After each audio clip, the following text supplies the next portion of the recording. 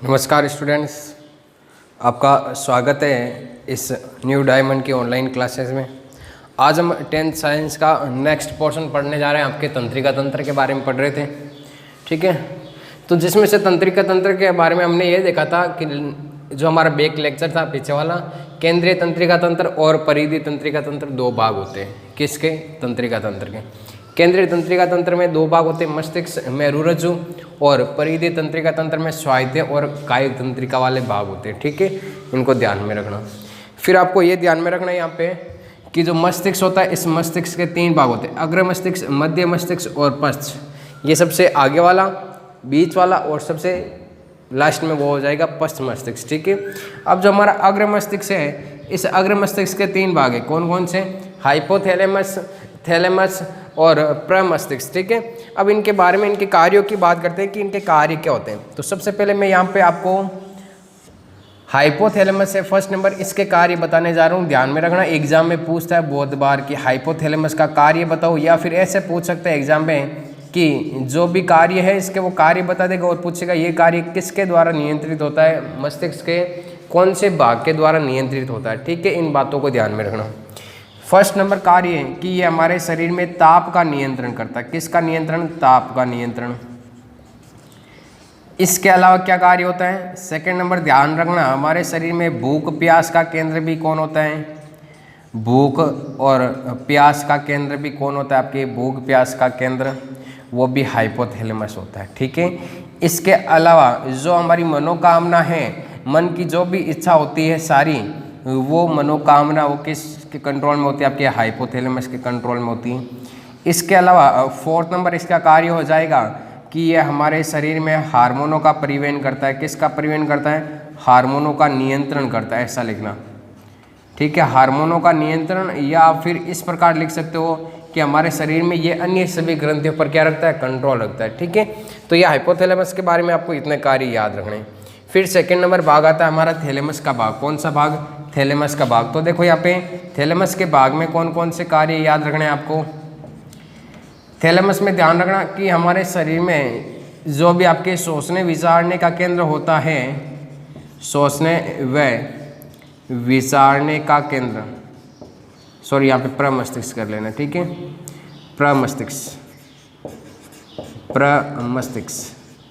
प्रमस्तिष्क के कार्य में क्या हो जाएगा? सोचने और विचारने का कार्य।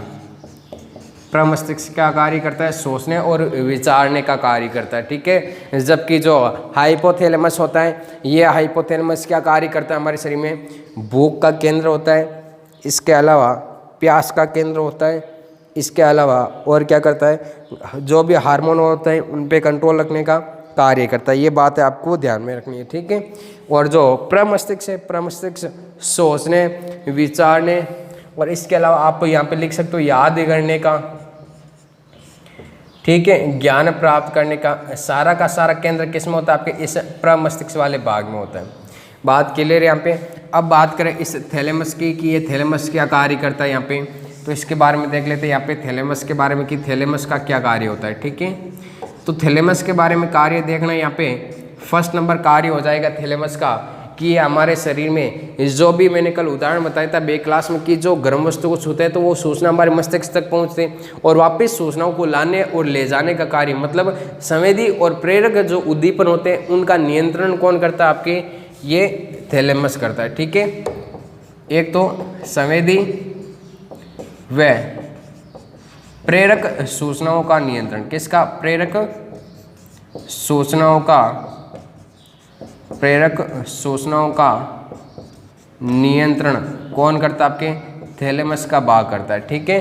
तो यहाँ पे जो अग्र मस्तिष्क होता है, इस अग्र मस्तिष्क के कार्य यहाँ पे आपके कंप्लीट होते हैं। क्लियर है यहाँ पे? एक तो हाइपोथैलेमस के कार्य, इसके अलावा आपको इस प्रमस्तिष्क के कार्य, इसके अलावा थैलेमस के कार्य याद रखने। मध्य मस्तिष्क का मैंने कार्य बता दिया आपको, जो पिछला लेक्चर था उसमें क्या कार्य करता है कि इसमें 4 पिंड पाए जाते हैं। उन चारों पिंडों को क्या कहते हैं? कार्पोर और क्वाड्रिजेमिन।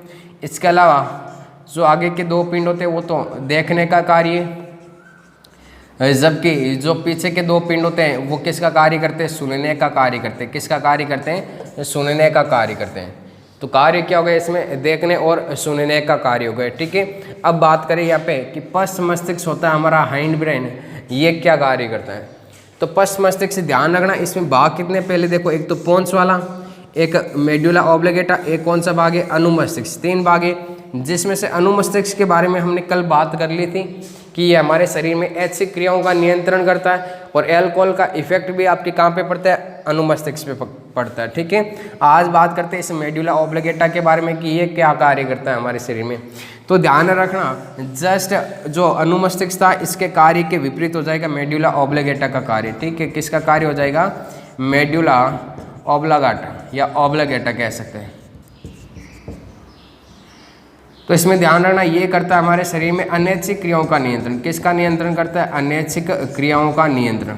अब देखो अनैच्छिक क्रियाएं से क्या मतलब है यहाँ पे, कि जो श्वसन दर होती है उसका भी नियंत्रण कौन करता है, ये मेडुला ऑब्लिगेटा करता है। इसके अलावा हमारे शरीर में जो हृदय स्पंदन की दर होती है, हार्ट बीट, उसका भी आपके कंट्रोल कौन रखती है, हृदय स्पंदन की दर का भी नियंत्रण कौन रखता है, मेडुला ऑब्लिगेटा रखता है। इसके अलावा जो हमारी बीपी मतलब ब्लड प्रेशर का भी कंट्रोल कौन करता है, आपके बीपी मतलब रक्त दाब या रक्तचाप बोल सकते हो। ठीक है, इसका भी कंट्रोल करने का कार्य कौन करता है, आपके मेडुला ऑब्लिगेटा करता है। तो यहाँ पे इस पश्च मस्तिष्क के जो 2 भाग थे, अनुमस्तिष्क और मेडुला ऑब्लिगेटा, उनके कार्य कंप्लीट होते हैं। अगला नेक्स्ट यहाँ पे पोर्शन है आपके पोन्स वाला की। पोन्स का क्या कार्य है, मस्तिष्क में एक पोन्स भाग पाया जाता है, वो क्या कार्य करता है।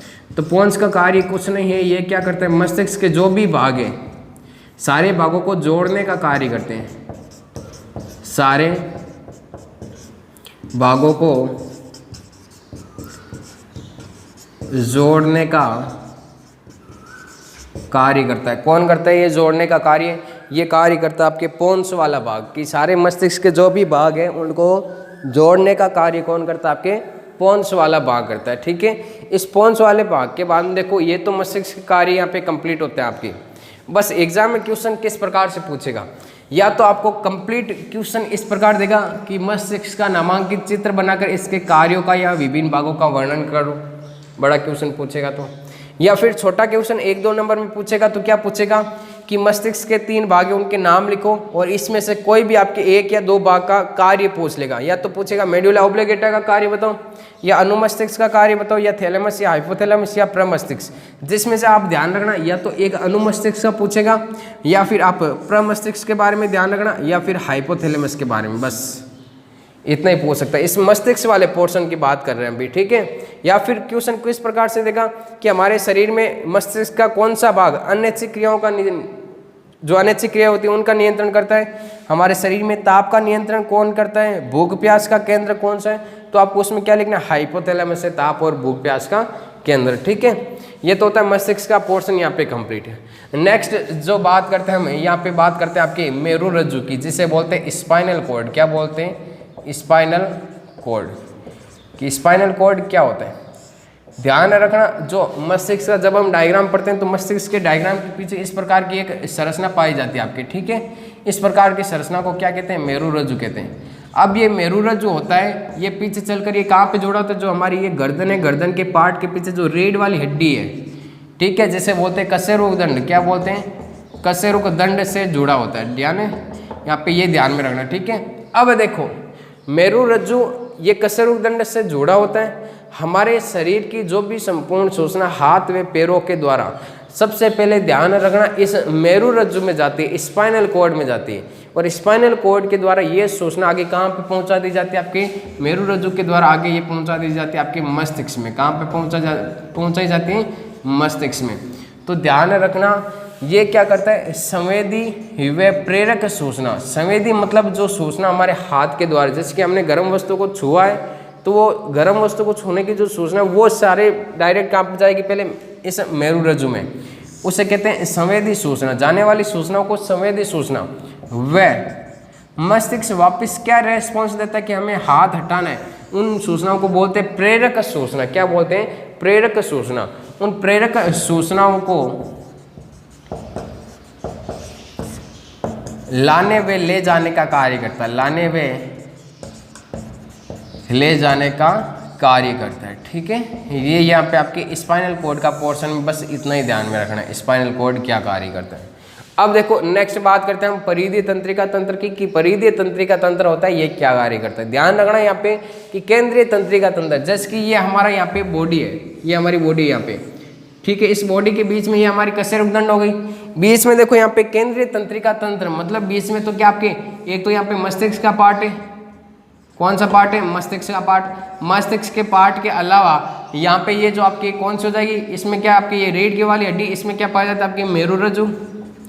तो ये देखो ये शरीर के बीच में दोनों है ना, मस्तिष्क भी बीच में, मेरुरज्जु भी बीच में, तो इसीलिए इन्हें क्या बोलते हैं आपके केंद्रीय तंत्रिका तंत्र बोलते हैं। क्या बोलते हैं, केंद्रीय तंत्रिका तंत्र। अब देखो परिधीय तंत्रिका तंत्र की बात करें तो हमारे जो मस्तिष्क है इसमें से अनेक सारी तंत्रिकाएं निकलेगी और मस्तिष्क में फैली रहेगी। रीढ़ वाली हड्डी है तो रीढ़ वाली हड्डी से शरीर के संपूर्ण भाग में आपकी अनेक सारी तंत्रिकाएं फैलेगी। इस प्रकार जो चारों ओर अनेक जो सहायक तंत्रिकाएं पाई जाती है जो केंद्रीय तंत्रिका तंत्र से निकलती है, उन्हें क्या कहते हैं, परिधीय तंत्रिका तंत्र कहते हैं। ठीक है, इसके दो भाग होते हैं, एक तो स्वायत्त, एक आपके कायिक। एक तो स्वायत्त होती है, एक कायिक। सबसे पहले ध्यान रखना कि जो परिधीय तंत्रिका तंत्र है इसमें कोशिका होती है, वो दो प्रकार की कोशिका पाई जाती है। कितने प्रकार की, दो प्रकार की कोशिका। दो प्रकार की कौन सी, एक तो होती है आपके सेंसरी न्यूरॉन, एक होती है आपके मोटर न्यूरॉन। एक कौन से होते हैं, मोटर न्यूरॉन।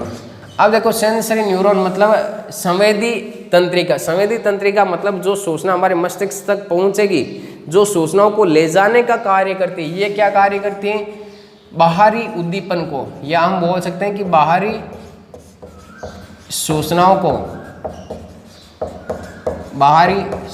को मस्तिष्क तक पहुंचाती है, मस्तिष्क तक पहुंचाती है। बात क्लियर है यहाँ पे। अब देखो ये सूचना मस्तिष्क तक तो पहुंच गई, वापिस मस्तिष्क क्या देगा, रेस्पॉन्स देगा हमारे हाथ को कि हमें हाथ क्या करना है, हटाना है। तो उन सूचनाओं को वापस हाथ तक पहुंचाने का कार्य कौन करेगा, मोटर न्यूरॉन। तो ये क्या करता है, मस्तिष्क के द्वारा दी गई सूचना, मस्तिष्क के द्वारा दी गई सूचना को संवेदी अंग तक पहुंचाते हैं। संवेदी अंग मतलब जो भी हमारे संवेदी अंग हैं, हाथ पैर नाक वगैरह संवेदी अंग तक पहुंचाती है। क्लियर है बात। यहाँ पे दो प्रकार की कोशिकाओं की बात कर ली, इनको ध्यान रखना, सेंसरी न्यूरॉन और मोटर न्यूरॉन। सेंसरी न्यूरॉन को बोलते हैं संवेदी तंत्रिका, मोटर न्यूरॉन को बोलते हैं प्रेरक तंत्रिका या चालक तंत्रिका बोल सकते हैं। ठीक है, अब देखो यहाँ पे परिधीय तंत्रिका तंत्र के दो भाग, एक तो स्वायत्त, एक आपके कायिक। यहाँ पे देखना, एक कायिक का मतलब होता है और इधर स्वायत्त। स्वायत्त मतलब अपने आप ही होने वाला, और कायिक मतलब जो हमारे कंट्रोल में हो, जिसे हम अपनी इच्छा के अनुसार कर सकते हैं, हम अपनी इच्छा के अनुसार कर सकते हैं, जिसे बोलते हैं ऐच्छिक क्रियाएं। क्या बोलते हैं, ऐच्छिक क्रियाएं। तो ऐच्छिक क्रियाओं का नियंत्रण किसके द्वारा होता है, ध्यान रखना, कायिक। और स्वायत्त मतलब स्वयं मतलब जो शरीर अपने आप ही खुद के कंट्रोल में रखे, हमारे कंट्रोल में कुछ नहीं होता, वो आपकी कौन सा कहलाता है, स्वायत्त तंत्रिका तंत्र। जिसके इसके दो पार्ट, एक तो अनुकंपी, एक कौन सा हो जाएगा, परानुकंपी। अब देखो अनुकंपी क्या कार्य करता है और परानुकंपी क्या कार्य करता है, इनको समझना। यहाँ पे इधर मैं लिख देता हूँ परानुकंपी। देखो अनुकंपी का कार्य क्या होता है। फर्स्ट नंबर यहाँ पे कार्य, मान लो आप सीधे मैदान में जा रहे हो और मैदान में जाते समय आपके सामने कोई पागल कुत्ता आ जाए काटने वाला, तो आप क्या करते हो वहाँ पे कि एकदम से आप इतना भाग तो नहीं सकते हो। जैसे आपके सामने कुत्ता होता है तो आपकी स्पीड डबल हो जाती है। क्यों होती है, उस कारण क्योंकि उस समय एक तो आपके हृदय की श्वसन दर क्या हो जाती है, श्वसन दर क्या हो जाती है, बढ़ जाती है, श्वसन दर बढ़ जाती है। वो किसके कारण बढ़ती है, इस स्वायत्त तंत्रिका तंत्र के कारण। ठीक है, इसके अलावा हमारे शरीर की हृदय स्पंदन दर भी बढ़ जाती है, हृदय स्पंदन दर भी बढ़ जाती है। और जो हमारे शरीर पर रोंगटे खड़े हो जाते हैं, क्या खड़े हो जाते हैं, रोंगटे खड़े हो जाते हैं। ठीक है, तो अनुकंपी तंत्रिका तंत्र क्या करता है हमारे शरीर में, आपातकालीन परिस्थितियों में, जैसे पागल कुत्ता आया हमारे पास में, तो हमारे शरीर को क्या करता है, आपातकालीन परिस्थितियों में पागल कुत्ते के आने से हमारे शरीर को क्या करता है, अतिरिक्त ऊर्जा प्रदान करता है। तो आपातकालीन परिस्थितियों में शरीर को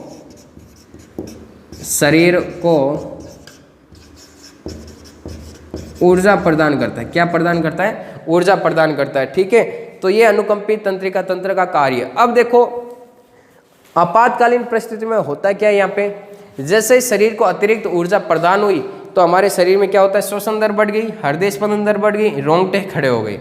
और इसके अलावा एक और लिख सकते हो कि आंखों की जो पुतलियाँ होती है वो फैल जाती है। लेकिन जैसे ही वो परिस्थितियाँ वापस अनुकूल हुई तो इस श्वसन दर को ये वापस कंट्रोल में रखने का कार्य कौन करता है? परानुकंपी। मतलब ये क्या करता है, श्वसन दर को इतना भी नहीं बढ़ने देता कि हमें हार्ट अटैक की संभावना हो, या फिर हृदय स्पंदन दर को भी नहीं बढ़ने देता, वापस उसको कंट्रोल में सामान्य एकदम लेवल में लाने का कार्य कौन करता है? आपके परानुकंपी। और अनुकंपी तो क्या करता है? इनको बढ़ाने का कार्य करता है, जिससे हमारे शरीर को अतिरिक्त ऊर्जा प्रदान हो। तो ये क्या करेगा? वापस श्वसन दर को नियंत्रित करेगा। इसके अलावा क्या कार्य करेगा? ये हृदय स्पंदन को नियंत्रित करेगा और जो हमारी सारी क्रियाएं हैं उन क्रियाओं को वापस नॉर्मल अवस्था में लाने का कार्य करेगा। तो ये अपने आप ही, और ये सारी क्रियाएं हम अपनी इच्छा के अनुसार इनको नहीं कर रहे हैं, तो इसे कहते हैं स्वायत्त तंत्रिका तंत्र। क्या कहते हैं? स्वायत्त तंत्रिका तंत्र। और इसके पार्ट कितने हो गए? 2, अनुकंपी तंत्रिका तंत्र और परानुकंपी तंत्रिका तंत्र। तो यहाँ पे आपके जो तंत्रिका तंत्र वाला पोर्शन था वो कंप्लीट होता है। इसमें एक टॉपिक और बचा हुआ है, वो बचा हुआ है आपके तंत्रिका कोशिका बारे में।